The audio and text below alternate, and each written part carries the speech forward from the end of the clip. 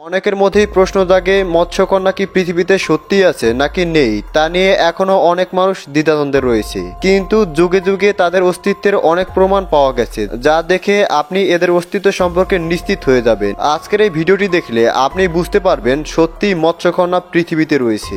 আজকের এই ভিডিওটিতে এদের অস্তিত্বের বিভিন্ন ভিডিও দেখাবো যেগুলো দেখার পর আপনি চিন্তায় পড়ে যাবেন। আর হ্যাঁ বন্ধুরা, এই ইনফরমেশনগুলো কালেক্ট করতে এবং ভিডিওটি মেক করতে আমাদের অনেক মেহনত করতে হয়, তাই অবশ্যই একটি লাইক করে আমাদের উৎসাহিত করবেন। চলুন শুরু করা যাক। মেন আইল্যান্ড 1967 সালে কানাডাতে একটি মৎস্যকন্যাকে দেখা গিয়েছিল বলে দাবি করা হয়েছিল।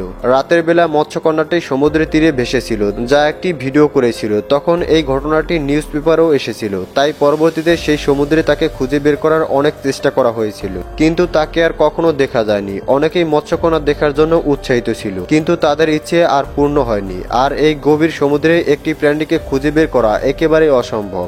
লোকোয়ে অ্যান্ড ওসবার্ন ড্যাম ইন্দোনেশিয়াতে অর্ধমানব এবং অর্ধমাছের মতো শরীরের প্রাণীদের বিশেষ একটি নাম রয়েছে, আর তা হলো মম্বা মুন্টু। সেখানকার স্থানীয়রা এদেরকে খারাপ প্রাণী মনে করে। 2012 সালে জিম্বাবুয়েতে কিছু ওয়ার্কার কুখ্যাত একটি মম্বা মুন্টুর মুখোমুখি হয়েছিল। ওয়ার্কাররা যখন ওরজি নদীতে নেমে গোকোয়ে অ্যান্ড ওস সাবনাম ড্যাম তৈরি করেছিল, ঠিক তখন একটি মাম্বা মুন্টুকে দেখতে পায়। সেখানে শুধুমাত্র একটি মাম্বা মুন্টু থাকলেও সেটি পুরো দলের জন্য বিপজ্জনক ছিল। সেটি দেখে তারা সকলেই ভয় পেয়ে গিয়েছিল। বিশেষজ্ঞরা মনে করেছে এই জলপরীটি হয়তো কোনো কারণে ওয়ার্কারদের সামনে এসেছিল, আর তখন এই জলপরীটিকে দেখে সকলে ভয়ে তাদের কাজ অসমাপ্ত রেখেই সেখান থেকে পালিয়ে যায়। স্থানীয়রা মনে করেছিল এখানে বাঁধ তৈরি করার কাজ আটকানোর জন্যই হয়তো জলপরী তাদের সামনে এসেছিল, কিন্তু এই প্রজেক্টটি কমপ্লিট করা খুবই গুরুত্বপূর্ণ ছিল, তাই কর্তৃপক্ষ তাদের পরিবর্তে শ্রেত শ্রমিকদেরকে এই কাজের জন্য তালিকাভুক্ত করে। কারণ এই শ্রমিকগুলো এই ব্যাপারটি নিয়ে মোটেও ভয় পায় না, আর তারা পূর্বের শ্রমিকদের মতো এই ভ্রান্ত ধারণার মধ্যেও নেই। কিন্তু কিছুদিন পরে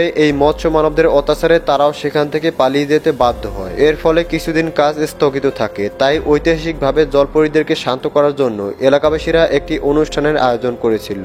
কেই আইল্যান্ড জাপানের কিছু সেনাবাহিনীরা ইন্দোনেশিয়ার সমুদ্র সৈকতে এমন একটি কঙ্কাল পেয়েছিল যা দেখতে অনেকটাই জলপরীর মতো, কারণ এর অর্ধেক শরীর মানুষের মতো হলেও বাকি অর্ধেক একেবারেই মাছের মতো। আজ অব্দি জলপরীর যত নিদর্শন পাওয়া গেছে তার মধ্যে এটি একটি। কেই আইল্যান্ডে জাপানের সেনাবাহিনীরা একটি নজরদারি স্তূপ স্থাপন করেছিল। তখন তারা যুদ্ধের প্রস্তুতি নিচ্ছিল, তাই তারা যুদ্ধের সময় কিছুই করতে পারেনি, কিন্তু তারা এই অদ্ভুত প্রাণীটি সম্পর্কে রিপোর্ট করেছিল। তারা সেখানে বলেছিল তারা সমুদ্রে অদ্ভুত একটি প্রাণী দেখতে পেয়েছে যা অনেকটাই মানুষের মতো। এর মধ্যে মানুষের মতোই হাত রয়েছে। এটি লম্বায় প্রায় 150 সেন্টিমিটার। এই প্রাণীটির পা দুটো একসাথে লাগানো ছিল যা অনেকটাই মাছের লেজের মতো দেখা যাচ্ছিল। এছাড়াও এই প্রাণীটির শরীরে মানুষের মতোই মেরুদণ্ড ছিল, আর মানুষের মতোই এই কঙ্কালটির মুখেও দাঁত ছিল। এই প্রাণীটিকে দেখে ধারণা করা হচ্ছে এর মুখ অনেকটাই মানুষের মতো ছিল, আর তাদের গঠন দেখে মনে হচ্ছিল তাদের মাথায় মানুষের মতোই চুল ছিল। তাদের মতে এর সম্পূর্ণ বৈশিষ্ট্য দেখে ধারণা করা হচ্ছে এটি একটি মৎস্যকন্যার কঙ্কাল। তারা এই সমুদ্রের গভীরে বসবাস করে। তারা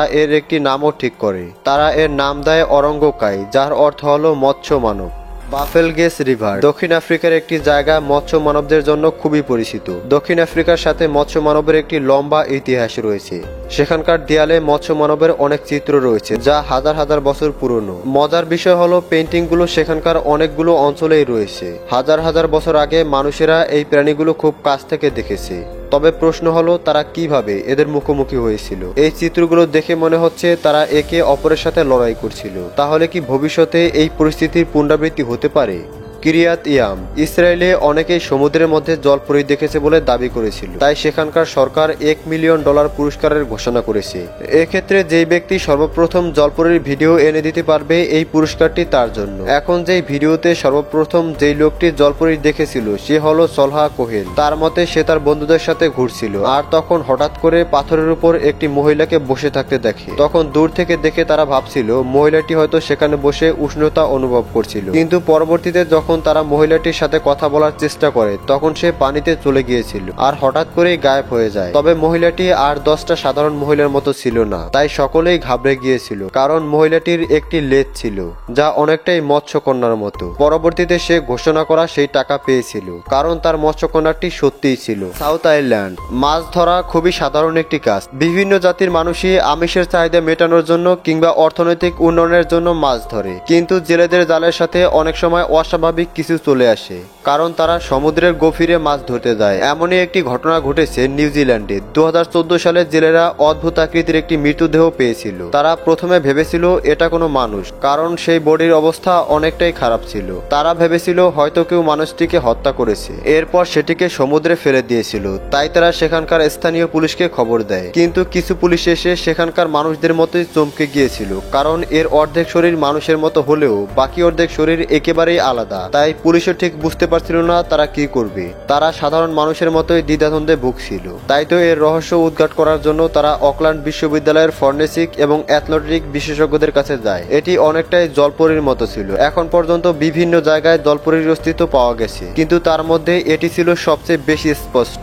নিউ ইয়র্ক বে, স্কটল্যান্ড। পৃথিবীর বিভিন্ন দেশে কম বেশি মৎস্যকন্যা দেখার দাবি করা হয়েছে, কিন্তু 1800 শতক থেকে নিউ ইয়র্কে অনেকেই মৎস্যকন্যা দেখার দাবি করেছিল। স্কটল্যান্ডের সমুদ্র সৈকতে এখনো মৎস্যকন্যা রয়েছে। এখানকার স্থানীয় লোকদের মতে রাতের বেলা এখানে মৎস্যকন্যা দেখা যায়। অনেক সময় মৎস্যকন্যারা পানি থেকে কিছুটা উপরে চলে আসে, তবে তারা সম্পূর্ণরূপে পানি ছেড়ে আসে না। এখানে মৎস্যকন্যা থাকা সত্ত্বেও সেখানকার সরকার এদের নিয়ে খুব বেশি মাতামাতি করে না। তাই মৎস্যকন্যারা এই সমুদ্রে নিরাপদেই রয়েছে, কারণ এদের নিরাপত্তা রক্ষা না করলে পরবর্তীতে হয়তো এদেরকে আর কখনোই দেখা যাবে না। ক্যারিবিয়ান মৎস্যকন্যার জন্য পরিচিত। এখানকার সমুদ্র সৈকতে বড় জাহাজ নিয়ে যাওয়ার সময় সেই জাহাজের লোকেরা 3টি মৎস্যকন্যাকে দেখেছিল। মৎস্যকন্যাগুলো তখন জলে খেলা করছিল। তারা এদের সৌন্দর্য দেখে মুগ্ধ হয়ে গিয়েছিল, আবার অনেকেই এদের দেখে ভয় পাচ্ছিল। এরপর তারা পুনরায় পানির সাথে মিশে গিয়েছিল। আবার অনেকেই সমুদ্রের তীরে মৎস্যকন্যাগুলোকে শুয়ে থাকতে দেখেছিল। এদেরকে দূর থেকে দেখলে মনে হয় কোনো মানুষ সমুদ্রের পাশে থাকা উষ্ণ বালিতে শুয়ে আছে, কিন্তু পরক্ষণেই এদের লেজ দেখে সব ধারণা পাল্টে যায়। এখানকার অনেকেই বিভিন্ন সময়ে মৎস্যকন্যা দেখার দাবি করেছে। কেনেহো মেরিন বায়োলজি ইনস্টিটিউট। এই ছবিটি ইউএসএ থেকে নেওয়া হয়েছে, তবে নির্দিষ্টভাবে কোন জায়গা থেকে নেওয়া হয়েছে সেটি জানা যায়নি। এখানে দেখতে পাচ্ছেন কিছু লোক পানি থেকে একটি প্রাণীকে উঠিয়ে নিয়ে যাচ্ছে, আর সেই লোকগুলো বিশেষ পোশাক পরেছিল। পরবর্তীতে মেরিন বায়োলজি ইনস্টিটিউট 2014 সালে এই প্রাণীটিকে লোক সম্মুখে নিয়ে এসেছিল, যা সকলেই দেখেছিল। তবে সাধারণ মানুষকে এই প্রাণীটিকে স্পর্শ না করার জন্য বিশেষভাবে বলা হয়েছিল। এই প্রাণীটিকে দেখে অনেকে নিশ্চিতভাবে বলেছিল এটি মৎস্যকন্যা, আবার অনেকেই ভেবেছিল হয়তো কোনো মুভিতে এটি ব্যবহার করা হয়েছিল। এরপর সেটি সমুদ্রে ফেলে দেওয়া হয়েছিল। তাই এর সম্পর্কে এখনো মানুষ দ্বিধাদ্বন্দ্বে রয়েছে। এর সম্পর্কে এর বেশি জানা যায়নি। তারা এটি নিয়ে আরো গবেষণা করছে। বিনবেকুলা, স্কটল্যান্ড। অনেকেই মনে করে এই জায়গাতে মৎস্যকন্যা থাকার সম্ভাবনা সবচেয়ে বেশি, কারণ এই পর্যন্ত অনেকেই এখানে মৎস্যকন্যা দেখার দাবি করেছে। এখানে 19 শতক থেকেই এদের জন্য অনেকেই সামুদ্রিক মাছ সহ বিভিন্ন জিনিস ধরতে পারে না। অনেকেই এই সমুদ্রে জাল ফেলার পর মাছ পাবে তো দূরের কথা, নিজের জাল নিয়েই বাড়ি ফিরতে পারে না। কিছুদিন আগে এই সমুদ্রের তীরে 2টি বাচ্চা খেলা করছিল, আর হঠাৎ করেই একজনের বল কিছুটা সমুদ্রের দিকে চলে যায়, আর তখন সে বুঝতে পারে সমুদ্রের তীরে কিছু একটা রয়েছে। সে তার সামনে যাওয়ার সাথে সাথে বুঝতে পারে এটি একটি মৎস্যকন্যা, যা দূর থেকে তার বন্ধু ভিডিও করছিল। এরপর ভয়ে সে সেখান থেকে পালিয়ে যায়। এমন আরো ঘটনা এখানে ঘটেছে। এছাড়াও সেখানকার সমুদ্রের তীরে মৃত মৎস্যকন্যার কঙ্কাল পাওয়া গিয়েছিল, যা দেখে মৎস্যকন্যাই মনে হচ্ছিল। প্রিয় দর্শক, আপনার কি মনে হয় মৎস্যকন্যা কি সত্যিই পৃথিবীতে রয়েছে নাকি নেই? আপনার মতামতটি অবশ্যই কমেন্টসের মাধ্যমে লিখে জানাবেন। সবশেষে ধন্যবাদ।